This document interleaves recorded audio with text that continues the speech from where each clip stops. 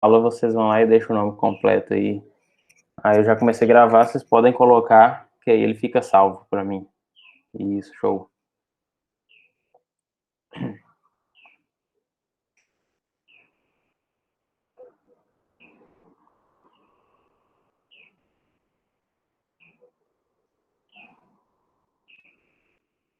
Galera, eu vou apresentando aqui. Se surgir alguma interferência, travou, o slide sumiu, não estou entendendo, vocês podem falar. E se for o caso, pode abrir o microfone. A turma nossa não é tão grande assim. Na verdade, ela é bem pequena. Vocês podem ficar à vontade, viu? E conversar aí com a gente.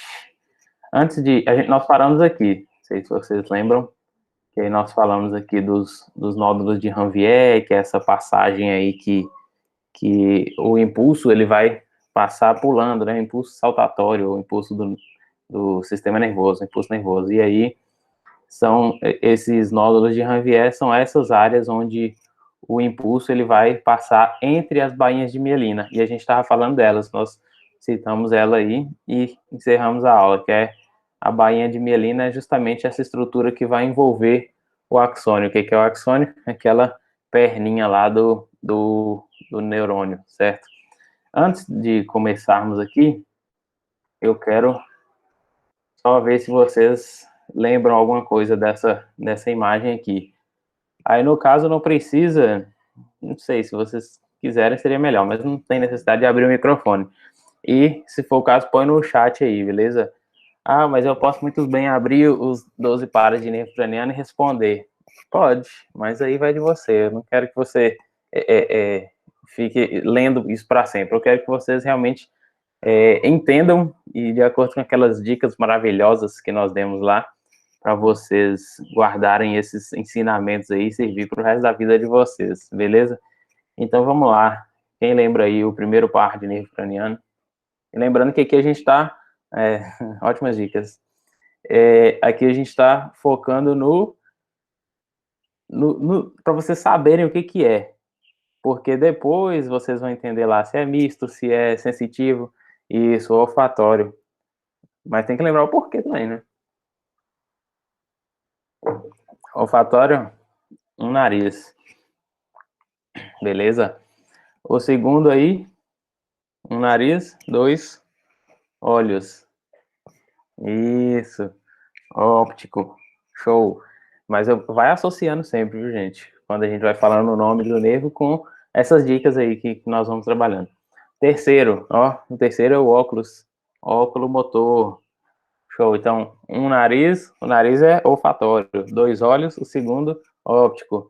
O terceiro é o óculos que você põe, é óculo motor. O quarto, faltou só um A, é troclear, certo? Calma, gente, calma, nós estamos no quarto ainda, os caras estão mandando trigêmeo. Trigêmeo já vai chegar a vez dele. Mas é isso aí, ó, troclear. Tá lá, só falta uma letra, não tem problema não. Por que quatroclear? Lembra lá, né? Você lembra que ele é o 4. O nome do nervo, muito bem, não é quatroclear, é troclear. O 4 é só para vocês lembrarem. O quinto, o pai, a mãe e os três filhos. Então, trigêmeo, show. O sexto, abducens, lembra? Esse é mais chatinho mesmo, é abducente. Abducente. Certo? Então, abducente. O 7, lembra que você pega o sétimo lá, o 7 vira o F, de facial. Aí o facial são aqueles nervos que vão vir aqui para a região da face, da região da cabeça, perfeito. Por que ele é o sétimo? Porque o 7, se você virar, vira o F, de facial. O oitavo é o do vestibular. Show! Vestíbulo coclear, é isso aí. Então, é o 8 você tem que tirar aí uma média para passar no vestibular. Perfeito. Então, vestíbulo coclear. O 9, ele começa lá com o G. O G é a primeira letra do nervo.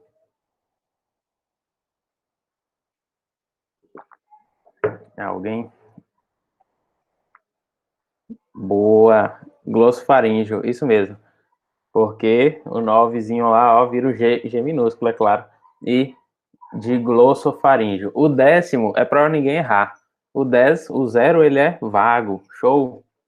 Esse aí, se você esquecer todos, você vai lembrar esse. 10, 0, vago. O 11º, acessório. Por quê? Lembra do suspensório. O 11 parece duas fitas assim de suspensório. O nervo acessório. E o último, só sobrou ele aí, é o hipogloss lá, que é mais caro, a pomada cara, o maior número, hipoglosso, certo? Ele está relacionado aí também com a região da língua, certo? Então, perfeito. Parece que deu para entender aí, né? Vai guardando isso aí, que futuramente vocês vão usar na anatomia, na fisiologia, na clínica, quando vocês forem fazer, por exemplo, alguma parte de inspeção, palpação, sensibilidade de algum local, você vai saber qual que é a região que você está trabalhando ali, qual o tipo de nervo que inerva aquela região, se tem alguma deficiência, o que pode estar relacionado justamente por isso, porque você sabe aí essa questão dos nervos. Um outro fator, quando você vai trabalhar, por exemplo, com a odontologia, seja ela de pequenos ou de grandes animais, os bloqueios anestésicos que você vai fazer, você tem que saber quais os nervos que você vai bloquear, certo? Qual que vai ser a ação do anestésico naquele local. Por exemplo, o facial, ele inerva grande parte aqui, tem alguns ramos que vão para a região da maxila, e eles vão ser anestesiados, por exemplo. Então, essa região, ela perde a sensibilidade. Então, isso tudo é importante vocês saberem aqui, ó, nesse primeiro momento, nos primeiros semestres, para que chegue lá na frente e vocês não sejam apenas uma pessoa que faz as coisas sem saber. Por exemplo, você aprendeu que aqui eu posso aplicar tal medicamento ou tal anestésico. Beleza, mas por quê? E se der um problema aqui, onde eu poderia fazer que também teria o mesmo efeito? Então, essa base aqui é de grande importância. Então, deem valor nessas primeiras aulas, nesses conceitos básicos que vocês aprendem agora, para depois aplicar isso nas disciplinas que a gente chama aí de profissionalizantes. Então, vamos seguir aqui com o nosso sistema nervoso. Parabéns aí todo mundo que lembrou. Guarde isso para a vida de vocês. A gente tem aqui um corte, uma secção, como se fosse uma secção transversal de um nervo. O que seria uma secção transversal? Como se eu tivesse meu braço aqui e eu cortasse ele nesse sentido, certo? Isso é transversalmente. E aí nós podemos observar que esse aqui, essa estrutura completa aqui, ela vai formar o que a gente chama de nervo, certo? Só que o nervo, ele é um conjunto maior de, por exemplo, vários neurônios. E aí, rapaz, parou um caminhão bem aqui na frente, mas vamos aí. Esse nervo, ele tem várias estruturas dentro dele, certo? Então, quando a gente vai ver a imagem como um todo lá, por exemplo, se você for dissecar, eu separei umas imagens aqui de umas peças que eu dissequei para mostrar para vocês. Eu não sei se vocês, provavelmente não, vocês não viram ainda na prática, né, que vocês entraram agora, mas é uma estrutura, ela é fina, mas se for comparado aos neurônios, né, ela é grossa, porque o neurônio você não consegue separar ele ali, já os nervos você consegue. Então, se a gente pegar na parte mais interna, nós temos aqui o nosso amigo axônio, que é aquele que a gente viu lá no início, que é aquele prolongamento, aquela partezinha mais fina, certo? O axônio, aqui vocês também já viram, ó, ele é revestido pelas bainhas de mielina, certo? Então, a bainha de mielina, ela vai formar esse envoltório ao redor do axônio, para que o estímulo seja enviado passando entre essas bainhas de mielina, que é no que a gente chama aí de nódulos de Ranvier. Isso aí vocês já viram. Então, até agora não tem nenhum segredo, o axônio e a bainha de mielina. Aqui a gente vai ter uma primeira camada que vai envolver esse axônio com as bainhas de mielina. Ela é chamada de endoneuro, certo? Deixa eu até apagar esse aqui. Endoneuro. Essa é a primeira camada que vai envolver as fibras do axônio. Aí vão haver vários axônios, certo? Então são vários neurônios envolvidos no mesmo local. O conjunto desses vários neurônios envolvidos pelo endoneuro, que é essa camadinha aqui, ele vai se chamar fascículo, certo? Então, juntou vários neurônios, primeira parte ali, ele se chama fascículo. Então, a primeira camada lá, endoneuro. Depois, esse fascículo, que são esses vários neurônios envoltos aí pelo endoneuro, vão ser envolvidos pelo perineuro, certo? Então, vai lembrando aí, endoneuro mais interno, perineuro, o intermediário. E, mais externamente, a gente tem o epineuro. E aí, esse epineuro vai englobar todos esses prolongamentos ali de neurônio. Então, esses vários fascículos dentro do perineuro aqui vão formar o nervo propriamente dito. E aí, essa camada externa que a gente vê é o epineuro, certo? Aqui é importante a gente saber também que existem alguns vasos sanguíneos que estão envolvidos com os nervos, certo? Não é algo que você vai cortar um nervo, por exemplo, e vai dar uma hemorragia. Não.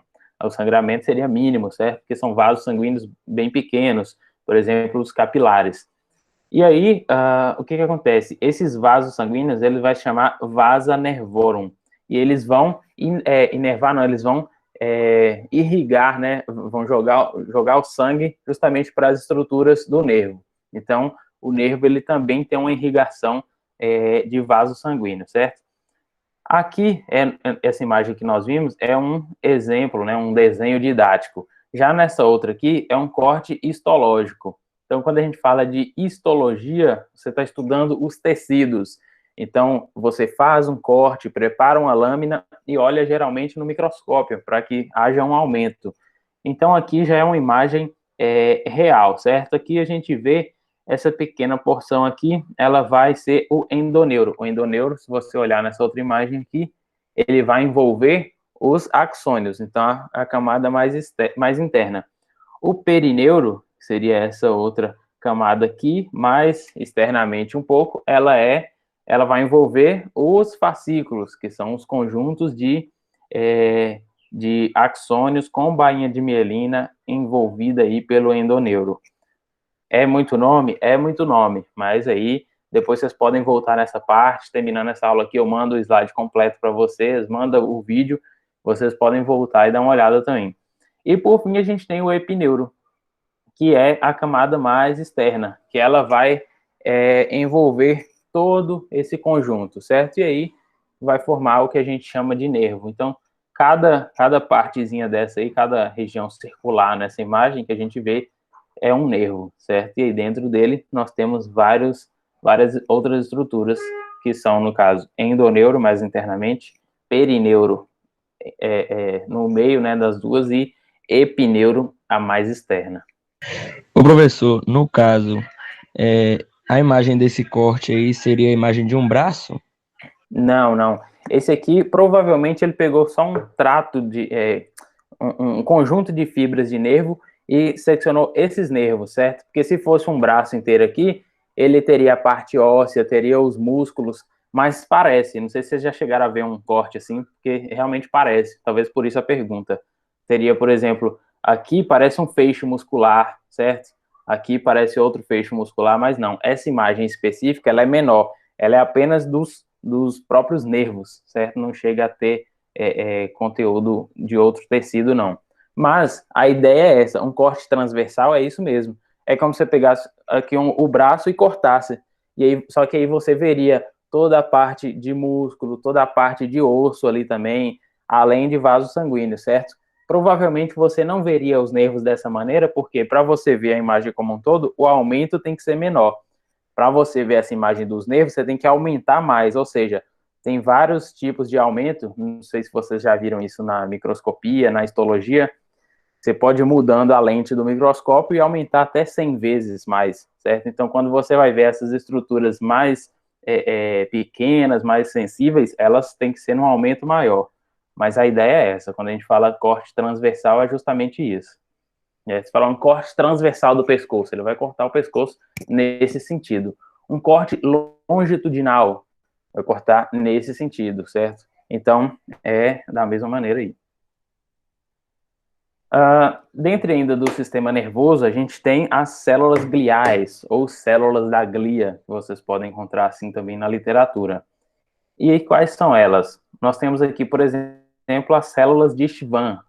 elas vão se enrolar ao redor dos axônios. E olha só, lembra que a gente falou aqui agora da bainha de mielina? Deixa eu voltar. Ó, a bainha de mielina, essa representada de azul aí, ó. E aqui também, ó, nessa outra, essa imagem rosa aqui, ó. Ela é a bainha de mielina. E olha só quem está aqui, ó, escrito a célula de Schwann. Agora nós chegamos nela, porque essa bainha de mielina vai ser formada por essas células.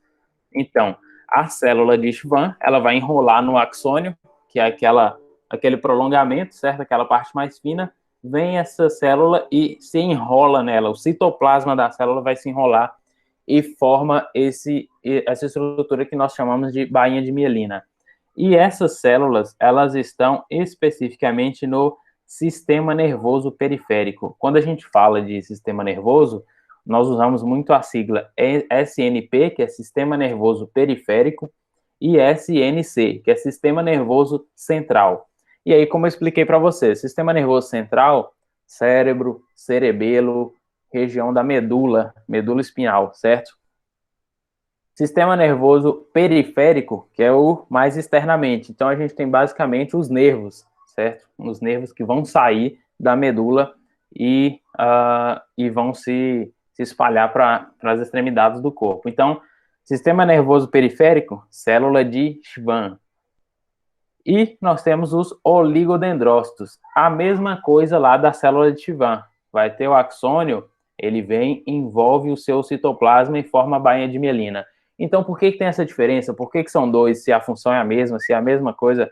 A diferença é a localização. Esse aqui, os oligodendrócitos, eles estão no sistema nervoso central, certo? Então, cérebro, cerebelo, tronco, medula, enquanto as células de Schwann no sistema nervoso periférico. A função é a mesma. O citoplasma da célula vai enrolar lá no axônio e formar a bainha de mielina, que são essas bolsinhas aqui, ó, que vai envolver esses axônios e fazer com que o impulso nervoso vá saltando entre elas, e isso torna a resposta muito rápida, certo? Qualquer resposta a estímulo. Esses nomes aí, no caso, são no caso, o nome das células que constituem a bainha de mielina, no caso, né? Isso, perfeito. Essas células vão formar essa bainha de mielina. O citoplasma dela vai enrolando. Deixa eu voltar nessa imagem aqui, ó. É isso aqui, ó. Aqui a gente tem o axônio. Esse pequeno tubo aí. Aí aqui nós temos a célula, essa rosinha. Tá vendo? Aqui é o núcleo dela, esse mais roxo. E aí ela começa a se enrolar nesse axônio.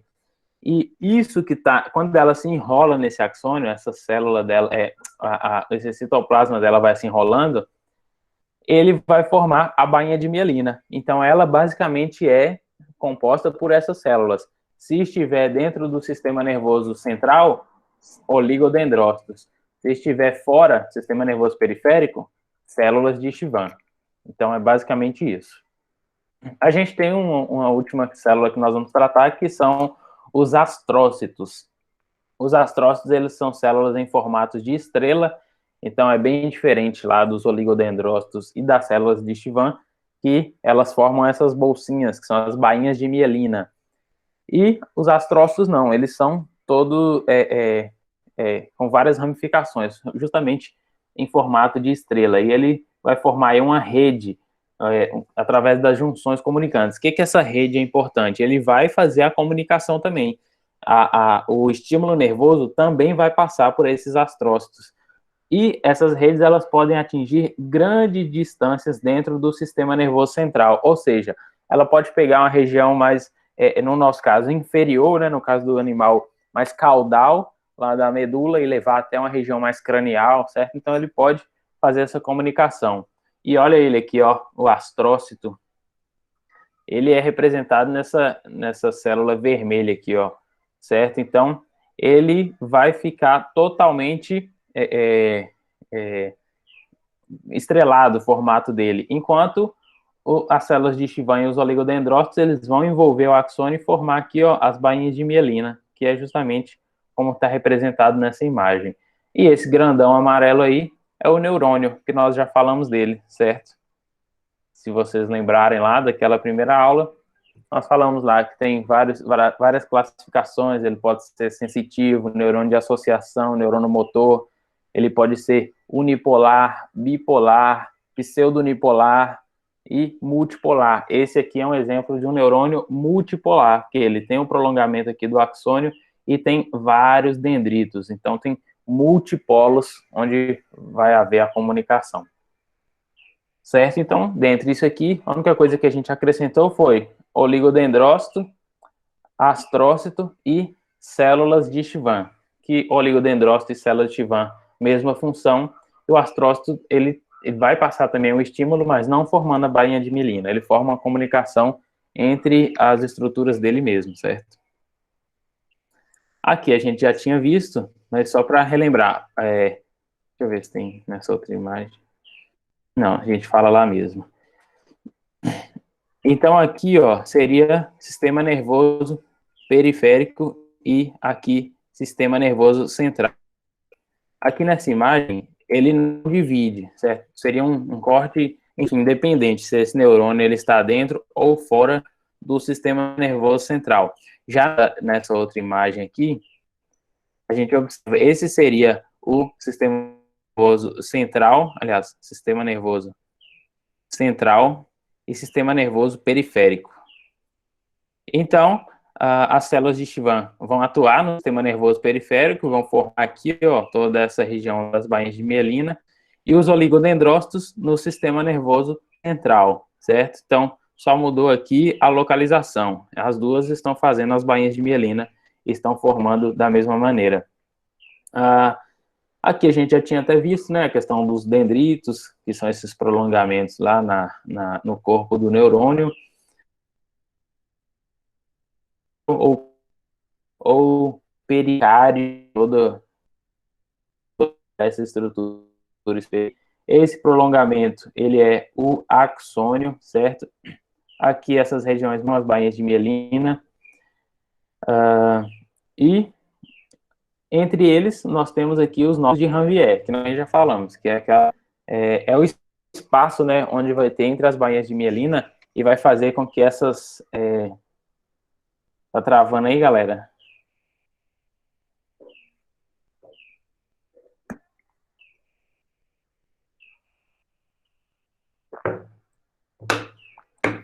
E aí, tá me ouvindo? Ainda tá travando? Como é que tá?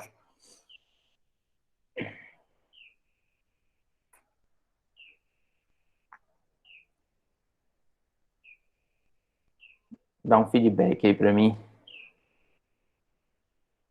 Continua travado para vocês? Beleza. Beleza, qualquer coisa, vai me avisando aí, que a gente para, volta. Aqui não tem nenhum segredo, não estou ensinando nada de novo nesse slide, só relembrando que vocês já viram, certo?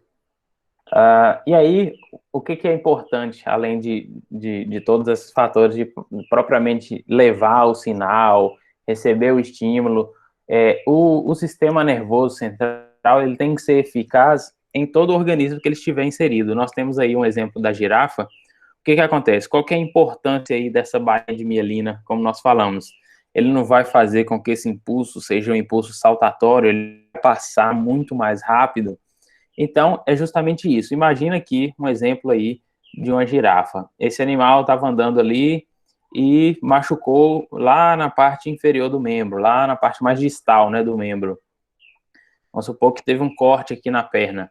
Até esse estímulo chegar lá na região do cérebro desse animal, ser interpretado e voltar para executar uma ação, teoricamente iria demorar muito, certo? Justamente por ser muito longo esse trajeto. Porém, a presença dessas bainhas de mielina, ela vai fazer com que esse estímulo seja muito rápido, independente aí se esse animal é muito grande ou não, certo? Então, por mais que ele tenha um estímulo na sua extremidade, pisou lá numa estrutura que machucou, algum pérfuro cortante, algum buraco, enfim, teve algum estímulo externo, imediatamente esse estímulo vai até o cérebro, o sistema nervoso central, ele é interpretado e essa resposta é imediata, justamente por ter a presença dessas bainhas de mielina. Aqui é numa imagem representativa aí,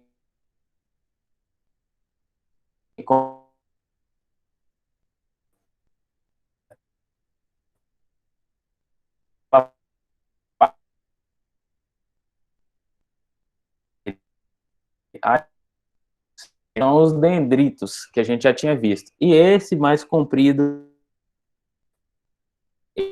axônio. Travou de novo, galera? Vixe. Então, eu aqui mesmo.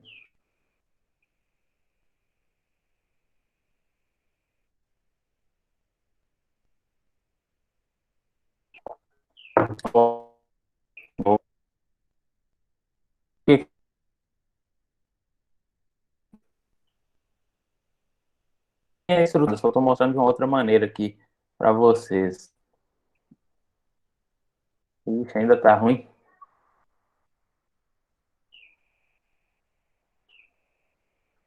Vocês estão me ouvindo? Não, não estão ouvindo? Tá travando? Estou ouvindo. Professor, explica de novo do começo dessa imagem aí.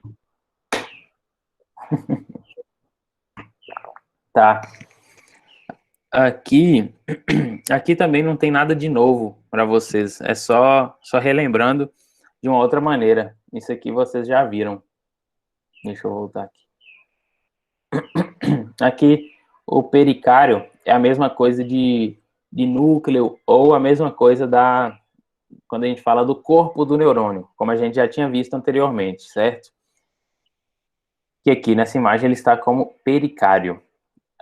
Esses prolongamentos, essas pontas que tem aí, são os dendritos, que a gente também já falou deles. E, por fim, a gente tem esse fiozinho mais comprido, ele é o axônio. Vocês estão me ouvindo aí ou não? Ah, beleza. Show. Esse fiozinho aí, ó, que tem é o axônio. Sem segredos. E aqui, ó, mais uma vez, aqui ele já está como corpo celular. Então, corpo do neurônio, corpo celular, núcleo, pericário, todos são nomes que vocês vão encontrar para essa estrutura. Então, aqui a gente já viu lá, e vocês já sabem que esses prolongamentos aqui são os dendritos.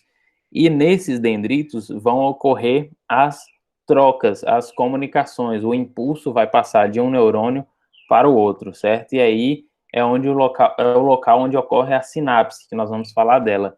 Então aqui é um prolongamento aí de um axônio do neurônio anterior, chegou aqui nessa região do dendrito e vai passar para esse novo neurônio. Esse estímulo passa por esse neurônio e vai descer até a região do órgão efetor. Nesse caso, é um músculo esquelético.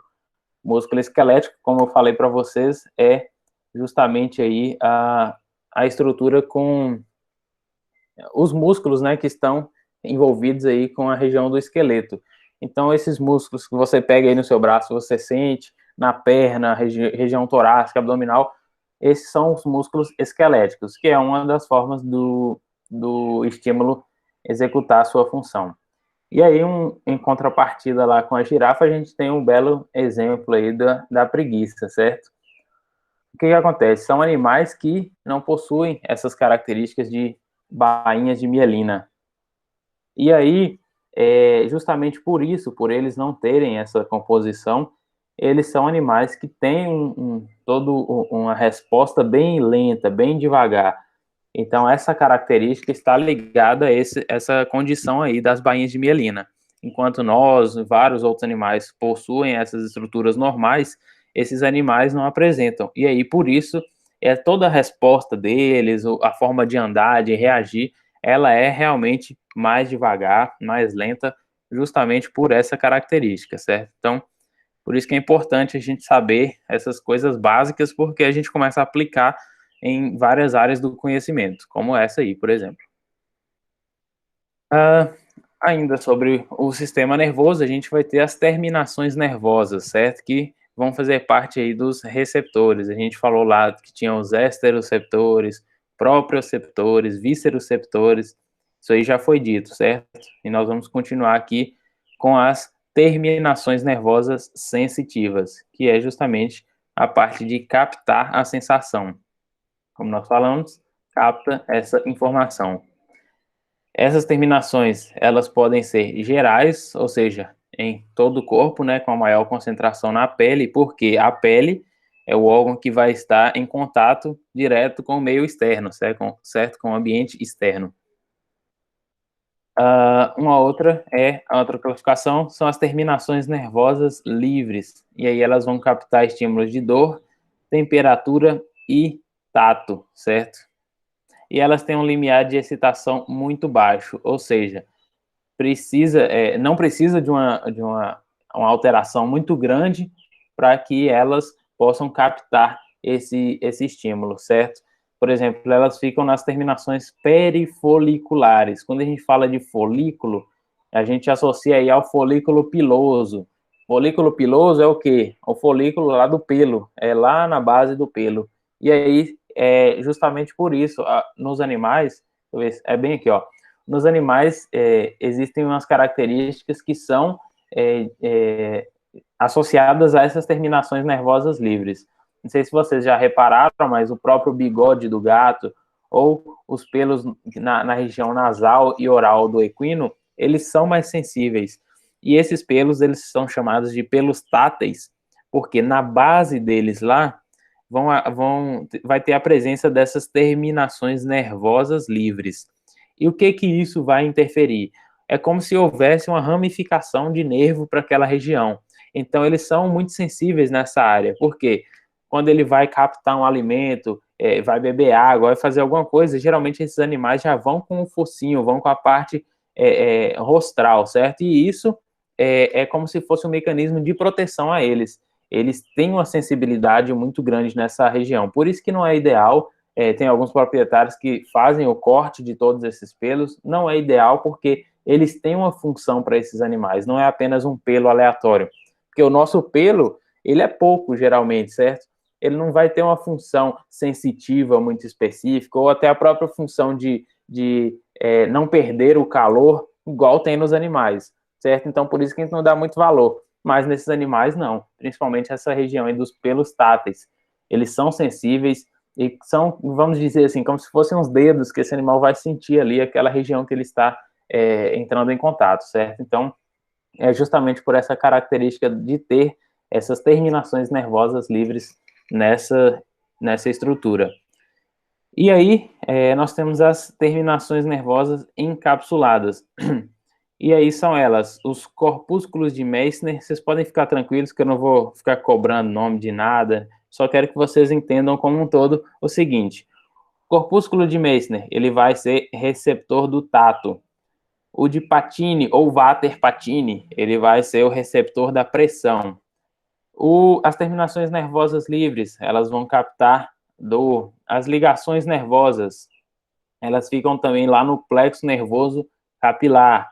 Corpúsculo de Krause, receptor de frio. Corpúsculo de Ruffini, receptor de calor. Então, a gente entende aqui que tem várias estruturas que estão relacionados com vários tipos de estímulo, certo? Então, se você sente dor, tem uma estrutura específica, as terminações nervosas. Se você sente uma pressão ali, corpúsculo de Pacini, frio, Krause, calor, Ruffini, é justamente para vocês entenderem que existem várias estruturas específicas para cada tipo de sensação. Por isso que nós conseguimos captar muitas sensações distintas.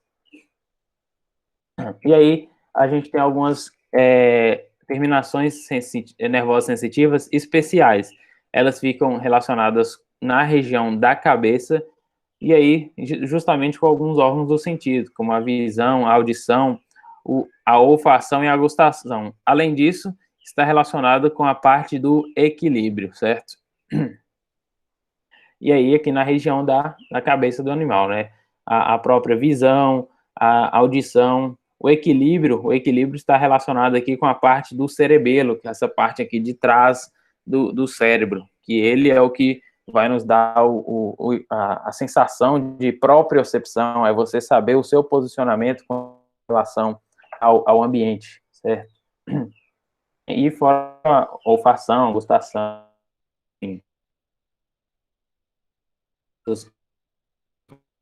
motoras e elas podem ser somáticas ou viscerais. As somáticas estão relacionadas com o músculo estriado esquelético, onde eu falei para vocês, músculo estriado esquelético, toda essa musculatura aí relacionada diretamente com o esqueleto. Já no caso, as terminações nervosas motoras viscerais, de novo, hoje está difícil, então.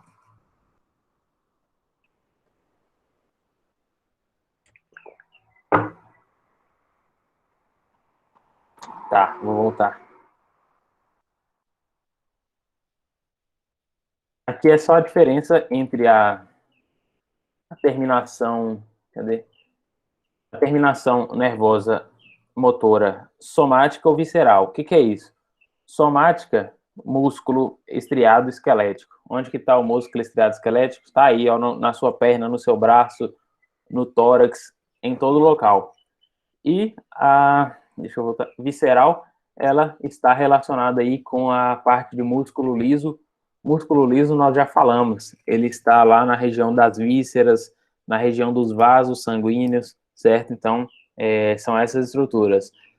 Músculo cardíaco, ele não entra como músculo estriado esquelético, que é o músculo do coração. E as glândulas, certo? As glândulas, elas também têm essa capacidade de contrair.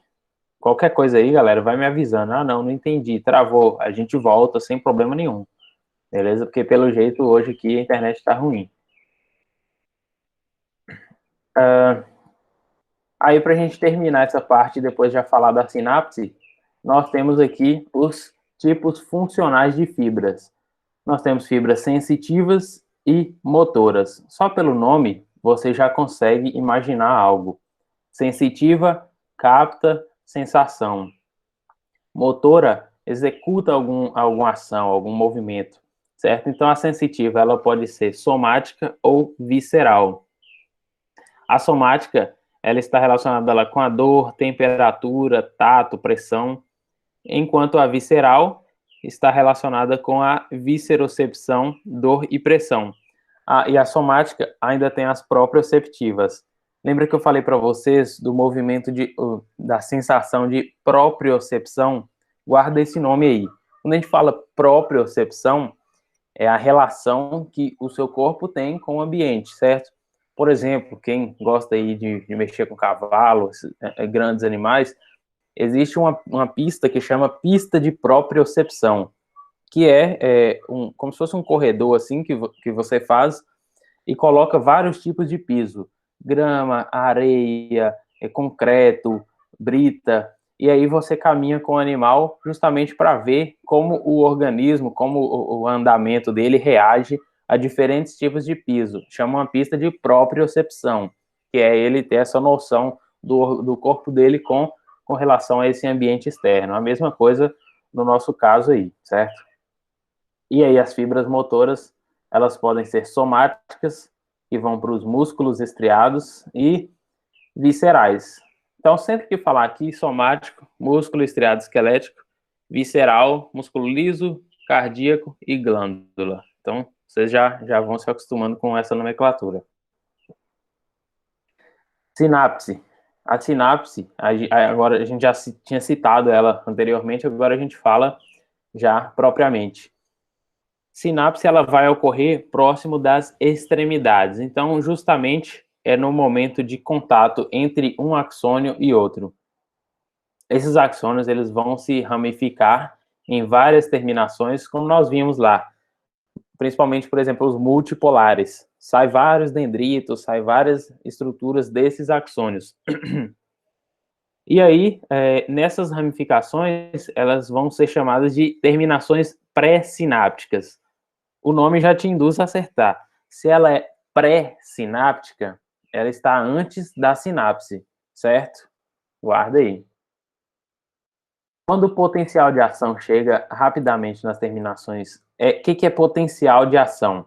O potencial de ação vai ser o estímulo nervoso. Vamos supor que você pisou no prego. Esse estímulo vai ser captado lá pelo receptor, que nós já falamos, e vai ser transformado em um impulso, certo? E aí, esse impulso, essa resposta que vai trabalhar lá, vai ser passada dentro do corpo, ele vai ser chamado de potencial de ação. Mas então, sempre que a gente falar, vocês lembram disso. Potencial de ação é ou esse estímulo ou essa resposta que está sendo enviada. Quando ela chega nessas terminações, ela vai transmitir uma sinalização química para a célula adjacente. O que isso quer dizer? Chegou lá, ó, veio do dendrito e vai comunicar aliás, veio lá, desceu do axônio e vai comunicar com o dendrito de outro axônio. A partir daquele momento, naquela célula ali, a que está com a mensagem vai passar para outra, ela é a pré-sináptica, que está antes da sinapse. E aí, naquele momento, ela vai passar essa mensagem, que seria essa sinalização química, esse potencial de ação, para uma célula adjacente. Essa célula adjacente é a célula pós-sináptica. E o local onde ocorre isso é o local que chama-se sinapse, certo? Então, a sinapse é o local ali onde vai ocorrer essa troca de informações de uma célula para outra, de um neurônio para outro. E, geralmente, eles não ficam totalmente grudados, unidos. Existe um espaço entre essas duas células que chama fenda sináptica, que nós vamos ver delas também. Tá tudo bem aí? Estão me ouvindo?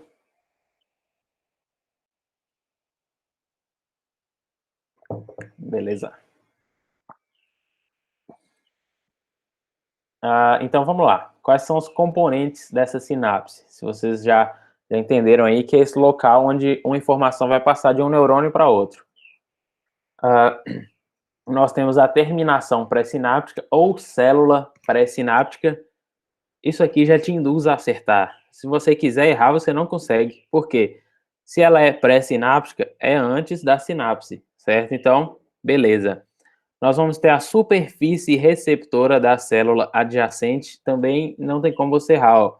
Se a superfície receptora, ela vai receber. A célula adjacente é a próxima célula que vai receber isso. Então, ela é a pós-sináptica. Então, passa de uma pré-sináptica para uma pós-sináptica. E aí, o espaço entre essas duas células chama-se fenda sináptica. Então, tudo aqui te induz a acertar. Tudo está relacionado com a sinapse. Se a célula ela é antes da sinapse, a que chega com esse estímulo, pré-sináptica. Se ela vai receber depois, pós-sináptica. Se tem um espaço ali no meio entre elas, fenda sináptica. Ela vai conter vesículas sinápticas, tudo você bota o sináptico na frente que é sucesso. Então, tem as vesículas sinápticas e elas estão cheias de transmissor químico. Nós não falamos aqui que essa mensagem aqui, ela vai ser transmitida através de uma sinalização química. Então, justamente isso. Quando chega aqui, ó, quando chega lá nessas vesículas sinápticas, elas que vão passar esse transmissor químico. E aí elas vão liberar o conteúdo na fenda sináptica. Nessas células pós-sinápticas, lembra aí, ó, então tinha uma célula que tem um espaço, que é a fenda sináptica, e outra célula aqui, que é a célula pós-sináptica, que ela vai receber esse transmissor químico, certo? Esse transmissor químico, ele vai ficar dentro das vesículas sinápticas. Não sei se vocês já tiveram isso na anatomia, mas a vesícula, sempre que a gente fala vesícula, ela representa um saco, um pequeno saco, certo? Então, por exemplo, vesícula biliar, é onde acumula a bile, lá no fígado. Vesícula urinária, é a bexiga, certo? Então, quando a gente fala vesícula sináptica, é realmente uma estrutura, um saco ali que vai estar cheio de transmissor químico, que aí ele vai passar para outra célula após sináptica. E aí, nessa célula pós-sináptica, tem receptores. Ó, aqui, ó, esses receptores já te diz, ele vai receber esse sinal, esse transmissor químico, certo? Então, vocês vão entender que, geralmente, tudo no organismo, tudo que for ocorrer, a gente entra lá no início dessa aula, a relação entre a função e a vontade, por exemplo. Só vai executar uma ação se você tiver um comando antes. Então, uma coisa, ela depende da outra, uma coisa é função da outra. Para que ocorra essa resposta, eu tenho que ter tido um estímulo, eu tenho que ter os transmissores químicos, E no local que ele vai, tem que ter alguém para receber lá, que são os receptores específicos para aquele tipo de estímulo, certo? Então, é basicamente isso. Aqui é uma forma de exemplificar, só para a gente terminar essa parte aí de sinapse. A sinapse não é só isso, tem milhares de eventos que ocorrem nela, mas a gente não foca nesses detalhes nessa nossa disciplina. Eu quero que vocês entendam como um todo a parte da sinapse, depois provavelmente vocês vão ver aí, por exemplo, na fisiologia, certo? Em outras disciplinas do tipo. Na própria farmacologia, que é de extrema importância aí para mecanismos de ação de fármacos, certo? Mas de uma forma geral, já dá para a gente entender aqui. E aí, como que acontece? A gente tem aqui o exemplo, né, das células neurais, que vão ser aí os neurônios, e o potencial de ação, que como nós explicamos lá, é o estímulo, certo, que vai ser transmitido, ele vai ser denominado como potencial de ação. Ele vai passar através da terminação pré-sináptica, ou célula pré-sináptica. E aqui nós temos, por exemplo, uma célula pré-sináptica. Aqui, outra célula pré-sináptica, porque ela está enviando o estímulo, certo? No momento onde vai ocorrer a troca aí desse estímulo, é o local da sinapse. E vocês observam que aqui tem um espaço, certo? Aqui termina uma célula e aqui, nesse outro ponto, vai começar a outra. Tem umas bolinhas ali no meio, isso é um espaço entre elas. Lembra lá do nome? Fenda sináptica. E tá vendo que tem umas bolinhas aí? Ô professor, essa célula pré-sináptica, ela não contém a bainha de mielina? Não, aqui a gente não está falando de axônio mais não. Ela pode conter ou não, certo? Ela pode ser, por exemplo, o axônio, vamos supor, o estímulo passou para essa célula maior que está na imagem aí. Aí aqui vocês estão vendo que tem um axônio, né? Passou para cá, passou, e chega aqui nesses prolongamentos do axônio, aqui ele vai passar para um outro neurônio, certo? Então, não tem interferência de fato aqui da bainha de mielina, não. Ela pode ter, sim. Aqui, no caso, ela poderia ter representado aqui, ó, as bainhas de mielina. Mas o local onde vai ter essa troca são esses prolongamentos, lá na extremidade, certo? Não vai ser aqui próximo à bainha de mielina, não. É lá na pontinha que ela vai e passa para o outro neurônio. Eu vou voltar até aqui numa outra imagem que eu tinha colocado. Aqui, ó. Aqui dá para identificar bem. Olha aqui, ó. Tá vendo? Nessa imagem ele já colocou a bainha de mielina, que é o que você perguntou aí, ó. Ele veio do axônio aqui, ó. Vamos supor aqui. Continua o axônio e ó, as bainhas de mielina aí ao redor dele, certo? Aí, aqui é um aumento. Aqui é a mesma coisa, ó. O axônio aí amarelo nesse meio e as bainhas de mielina ao redor. Aí ele aumentou. Aí eu quero que vocês foquem nessa imagem aqui que tá aumentada agora. Opa. Aqui. Essa parte aqui de onde vem o estímulo, ela é a célula pré-sináptica, certo? E aqui, essa pontinha, ela é chamada de terminação pré-sináptica, que é a parte terminal ali do axônio. Lembra que nós falamos das vesículas, que lá dentro vão ter os componentes químicos, e a vesícula é um pequeno saco, uma pequena estrutura onde vai armazenar algo? Olha elas aí, ó. Essas bolinhas são as vesículas sinápticas, e esses pontinhos dentro delas são os transmissores químicos, certo? Existem, eles são classificados de várias maneiras, que são os neurotransmissores. Um exemplo aí, a adrenalina, ela é um neurotransmissor, certo? Vocês vão ver isso mais para frente. Mas existem vários tipos de transmissores, neurotransmissores, e eles vão estar dentro dessa vesícula sináptica. Olha o espaço aqui entre uma célula e outra. Não, eles não ficam grudados. O espaço, fenda sináptica, certo? E por fim, a gente lembra que eu falei com vocês que tem que ter uma correlação para algo executar uma ação, tem que ter alguém lá pronto para receber. Olha o receptor aqui, ó. São nesse desenho didático aqui, é como se ele ficasse com uma ponta virada para cima, e ali esses neurotransmissores, esses transmissores químicos vão atuar, certo? Então ele sai de uma célula através da vesícula, vai para outra e chega ao receptor. Chegou no receptor, aí ele vai passar por essa célula, vai até a ponta e faz o mesmo trajeto para quantos neurônios estiverem envolvidos, certo? E isso é um processo que ocorre muito rápido, porque é o estímulo, né? Ele vai e volta de uma maneira muito rápida. Aqui a gente está detalhando alguns desses aspectos. Deu para entender? Não entendeu nada? Uma célula pré, uma célula pós.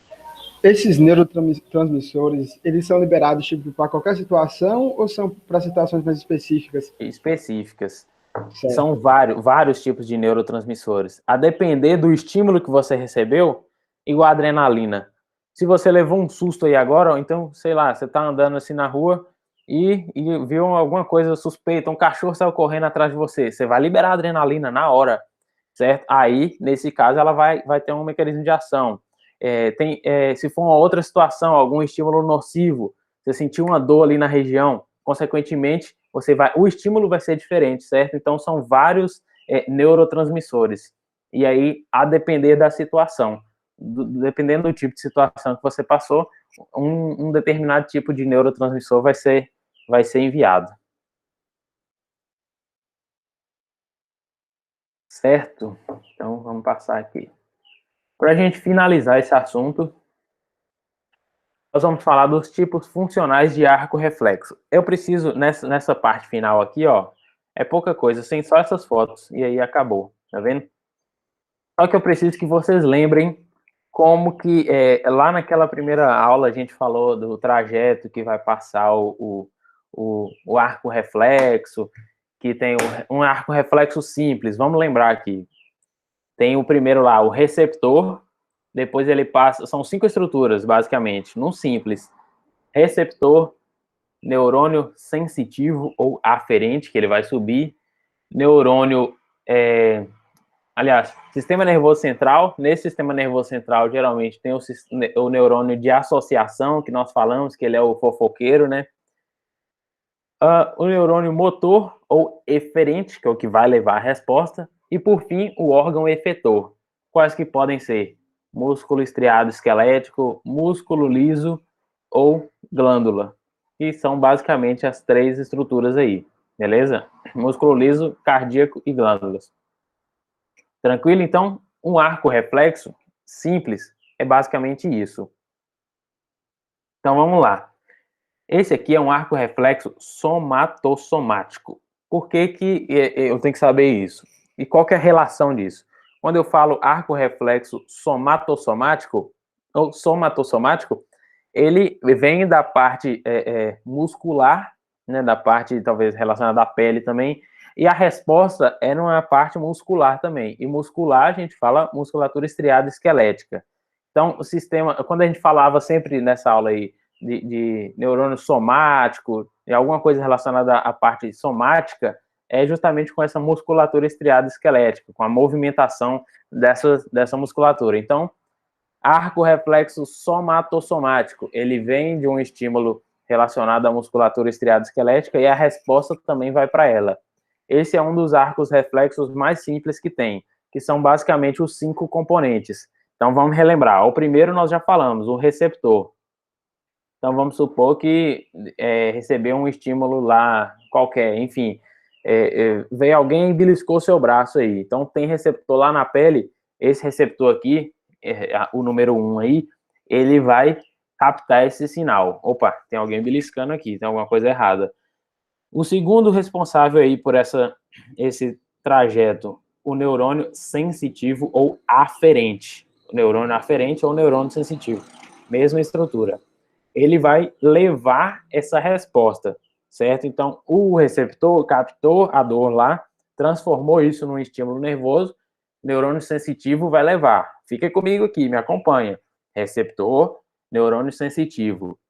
O terceiro, qual que a gente falou lá? Sistema nervoso central. Quem está lá no sistema nervoso central? O associativo. Associação. Isso, neurônio de associação. Perfeito. Fico feliz que vocês estão comigo aqui. Então, vamos lá. Neurônio de associação. Quem é ele? O fofoqueiro que vai falar, não, esse problema vai ser resolvido aqui, beleza. Não, ele tem que ir lá no cérebro, vou mandar para lá. Então, ele vai fazer essa comunicação lá dentro do sistema nervoso central, certo? Beleza. Essa resposta foi elaborada, vai mandar de volta essa resposta. É esse 4 aqui, ó. Quem é ele? Motor. Neurônio motor, certo?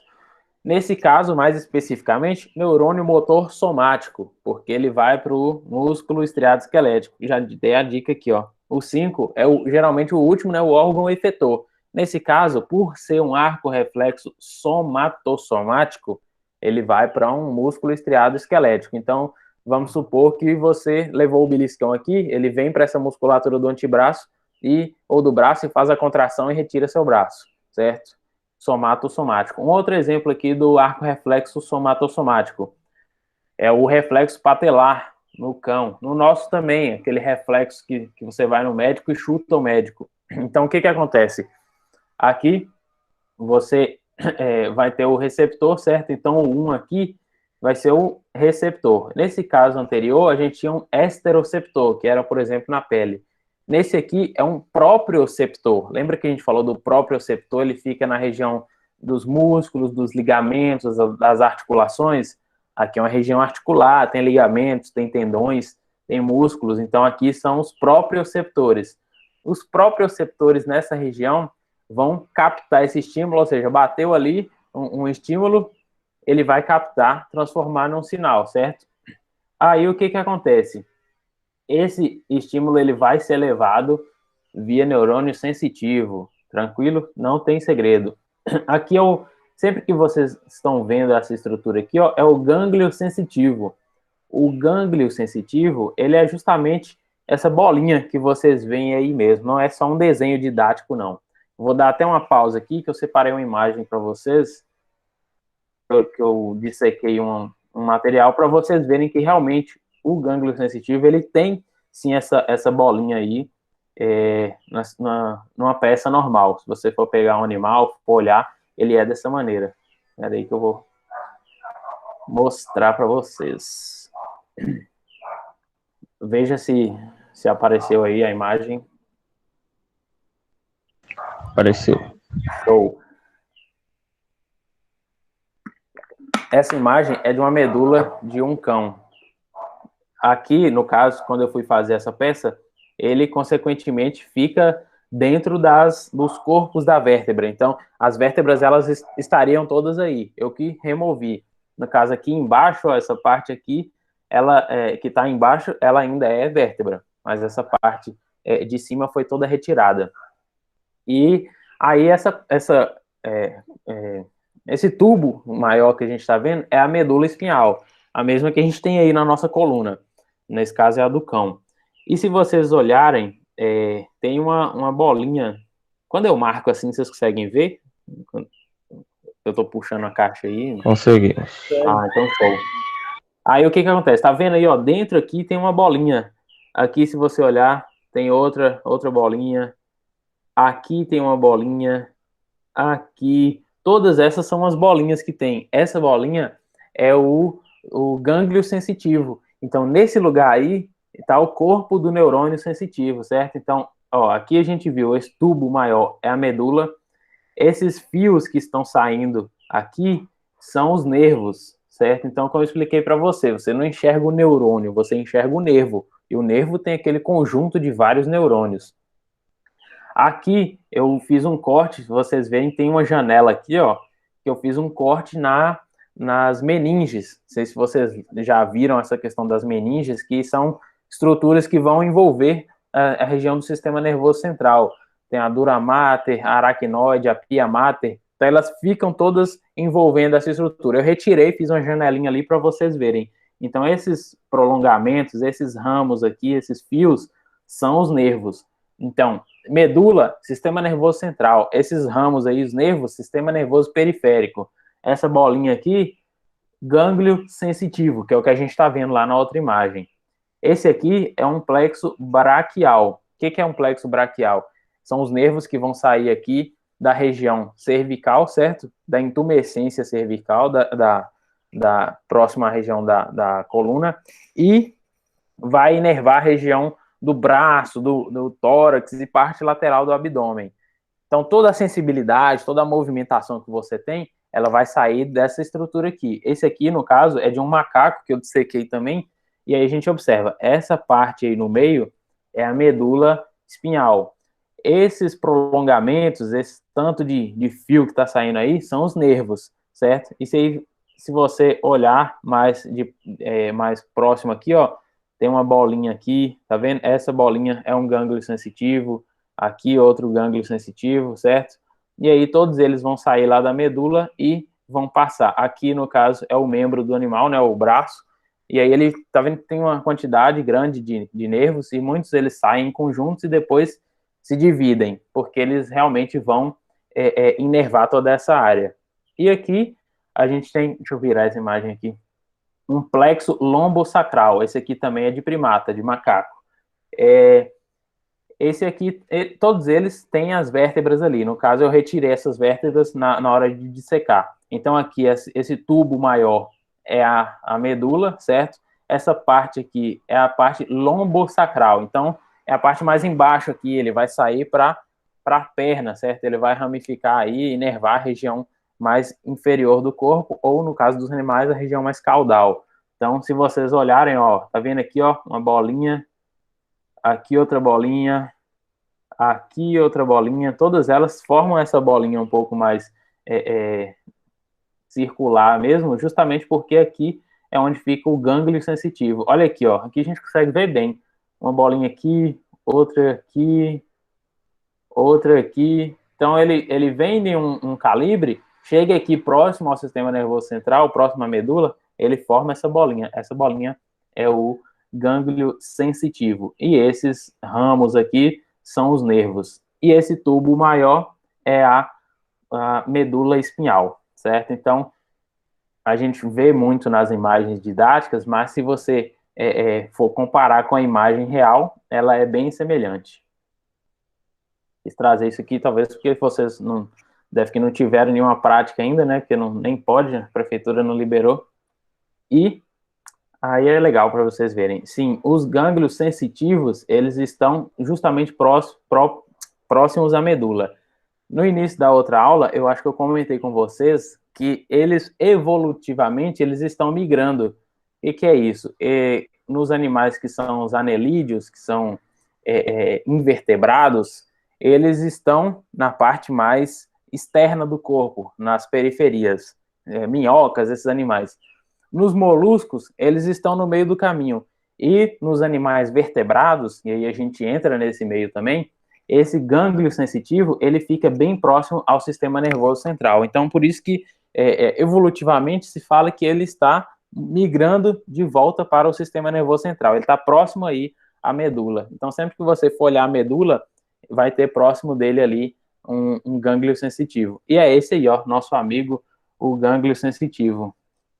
Deixa eu até apagar esse risco que eu fiz aí, que vocês vão ver, ó. Aqui ele vem de um tamanho normal e chega aqui ele fica mais gordinho. É justamente por isso. Tem aí o gânglio sensitivo. Então, vamos lá. Proprioceptor, aqui a gente está falando, certo? Neurônio sensitivo.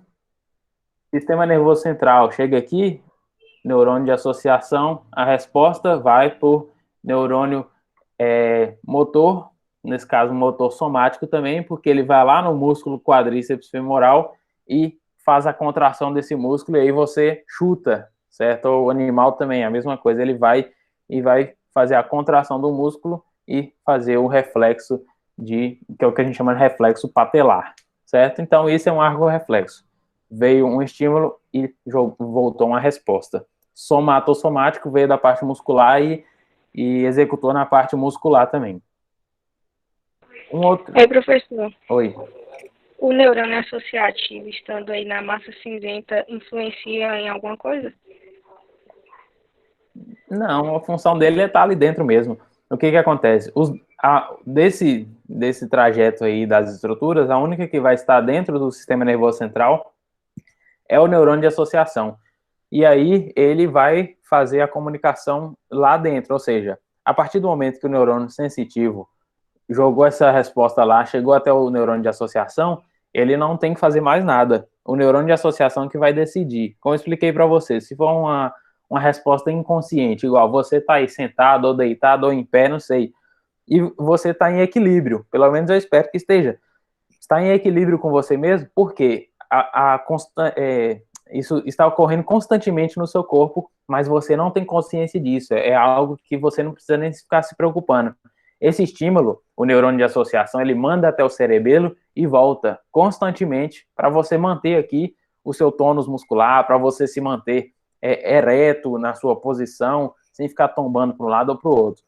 Se é um estímulo consciente, ou seja, eu tenho que ficar pensando, elaborar uma resposta, eu vou abrir essa garrafa aqui, vou colocar água, depois vou beber, isso é um estímulo consciente. Aí o neurônio de associação, ele tem que levar e passar pelo tálamo, que é uma estrutura aqui do cérebro, e aí passando pelo tálamo, aí eu posso interpretar essa mensagem, ver o que é melhor, o que é pior, e aí ele leva a resposta de volta via neurônio motor.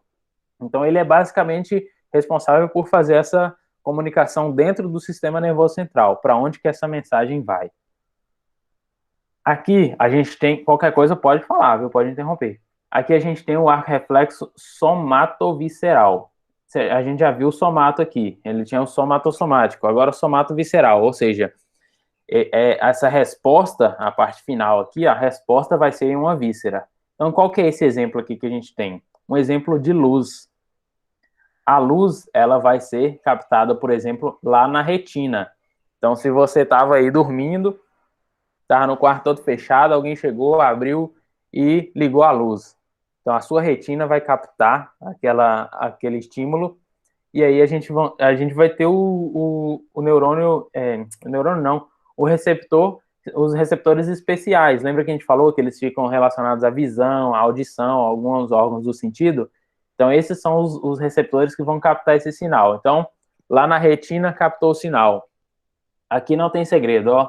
Subiu neurônio sensitivo ou aferente. Lá dentro do sistema nervoso central, neurônio de associação. Aí agora já muda. Sempre que a resposta for visceral, nós vamos ter 2 neurônios, certo? Esses 2 neurônios vão ser sempre que a resposta for visceral. Se for somática, é igual a gente viu, um neurônio e já chega no órgão efetor. Então tá, até aqui foi tudo certo. O receptor, neurônio sensitivo e neurônio de associação. Não tem nenhum segredo. Agora a gente tem o neurônio motor também. Só que ele é o neurônio motor pré-ganglionar. Por quê? Aqui a gente tem um gânglio também, só que existe uma diferença. Aquele gânglio que eu falei para vocês lá é o gânglio sensitivo, certo? Ele não está presente nesse tipo de situação. Aqui é a parte da resposta, a parte motora. Então, por isso que o gânglio sensitivo está lá próximo ao sistema nervoso central. Então, aqui a gente tem neurônio motor, a mesma coisa, só que um é pré-ganglionar e outro é pós-ganglionar, certo? E aí ele vai chegar lá na pupila e vai fazer, por exemplo, vai fazer a contração, que é o que a gente chama de miose, certo? Vai diminuir o diâmetro da pupila. Tranquilo? Então, ó, receptor, neurônio sensitivo, neurônio de associação, neurônio motor pré-ganglionar, neurônio motor pós-ganglionar e órgão efetor, que no caso aqui, a pupila. Certo? Então, a única diferença aqui foi a resposta. Aqui a gente tem um outro exemplo, víscero-visceral. Então, esse estímulo ele vai ser gerado, captado numa víscera, e a resposta também será em uma víscera. Tá vendo? Se vocês entenderem o nome, ele te ajuda a acertar as coisas. Então, vamos lá. Vamos supor aqui, ó. O primeiro aqui, o que ele está representando? Uma víscera intestinal, uma alça intestinal. Vamos supor que houve uma dilatação, algum incômodo intestinal. Esse estímulo ele vai ser captado. Qual dos tipos de receptores que vai captar? A gente falou do esteroceptor, do proprioceptor, e esse último aqui vai captar. Quem está na víscera? Qual que é o tipo de receptor? Vísceroceptor. Show. Vísceroceptor, certo? Proprioceptor, na região muscular. Esteroceptor, na região externa, periferia. E vísceroceptor nas vísceras. Então, teve lá uma dilatação. Você comeu uma feijoada e sua barriga começou a dilatar muito. Isso aí é uma vai ser captado por um visceroceptor. Um outro exemplo, a cólica equina, não sei se vocês já, talvez tem contato aí, né, com cavalo e tudo, é um problema muito comum que ocorre nos equinos, a cólica equina, que é uma dor visceral abdominal. Então, esse animal vai sentir a dor, a dilatação da alça, vai sentir. Captou lá, então, receptor, vocês já falaram aí que é o visceroceptor. Depois, essa resposta vai através do neurônio sensitivo. Não muda nada essa primeira parte, sempre neurônio sensitivo. Aqui o neurônio de associação dentro do sistema nervoso central. E agora, como vocês já viram, a resposta é visceral, então são 2 neurônios que vão levar essa resposta. Então, neurônio motor pré-ganglionar e pós-ganglionar. Olha o pré aqui, ó, ele desce e para, e para aqui, ó, certo? E aí, a partir daqui, é um outro neurônio motor pós-ganglionar. E aí, ele vai lá no coração e vai, por exemplo, aumentar a frequência cardíaca, que é o que a gente chama de taquicardia. Ou seja, o animal sentiu uma dor na região abdominal e aí, consequentemente, ele começa a apresentar taquicardia. Tá vendo a importância de a gente saber o arco reflexo? Por quê? Quando vocês estiverem lá na clínica, por exemplo, clínica de grandes, e for auscultar um animal que está com cólica, você vai ver que ele vai estar com a frequência cardíaca aumentada. Isso, no geral, acontece. Se você sente dor, geralmente essa frequência cardíaca ela aumenta. E é um parâmetro muito importante para a gente avaliar, tanto em grandes quanto em pequenos animais, por exemplo, animais que estão sob anestesia. Para você saber se esse animal está em plano superficial ou se está em um plano profundo da anestesia, além de vários outros parâmetros que a gente avalia, alguns reflexos, é justamente a frequência cardíaca também. Ou seja, se está lá no procedimento, no meio do procedimento, você está como anestesista, e aí o cirurgião deu um corte lá, a frequência cardíaca do animal aumentou. Quer dizer que ele começou a sentir. Então, você tem que aprofundar mais essa anestesia, certo? Então, existe essa correlação. Manifestação de dor com o aumento da frequência cardíaca. E aí é esse o trajeto que vai acontecer. Arco reflexo víscero-visceral. O último, víscero-somático. Então, vamos lá de novo. Se é víscero-somático, ele começa, esse reflexo, esse estímulo, ele começa numa víscera. Mas a resposta será num músculo estriado esquelético, porque é somático, certo? Então, o nome aí já te induz. Então, vamos lá. Se é numa víscera, de novo, vísceroceptor. A mesma coisa aqui, ó. Vamos usar o mesmo exemplo da cólica. O animal apresentou cólica, uma dilatação lá de uma alça e sentiu aí uma dor. O vísceroceptor vai captar essa dor. Aqui é o mesmo trajeto. Neurônio sensitivo ou aferente, neurônio de associação, também não tem nenhum segredo. E como a resposta é somática, ela vai ser enviada por apenas um neurônio. A única diferença é essa, gente. Quando se tem a resposta visceral, a resposta vai para uma víscera, são 2 neurônios. Quando se tem a resposta somática, vai para um órgão, a um músculo estriado esquelético, ele vai apenas um neurônio. Então, a gente tem aqui o neurônio motor somático, é aquele mesmo que a gente viu lá no início, certo? Então, ele vai lá, por exemplo, aqui na musculatura abdominal, esse aqui provavelmente está representando um músculo reto abdominal, que é esse aí que você tem na sua barriga, e tem os gominhos, ou não, né? Talvez está muito profundo aí debaixo do tecido adiposo, mas tá lá embaixo. Então, ele vai lá e contrai. Então, por exemplo, o animal sentiu dor, até mesmo no nosso caso, se sentiu dor de barriga, ele vem contrai a musculatura abdominal e você fica ali apertando realmente essa barriga. É esse o trajeto que ele passa. Vísceroceptor, neurônio sensitivo, neurônio de associação, neurônio motor somático e músculo estriado esquelético. Nesse caso, pode ser aí o músculo reto abdominal, ou podem ser vários, músculo reto abdominal, o oblíquo, os transversos, podem ser vários que estão associados, certo? Então, víscero somático veio da víscera e termina no músculo estriado esquelético. Dúvidas? Deu para entender? Quer que volte em alguma parte específica? Tá aí, pode mandar no chat qualquer coisa.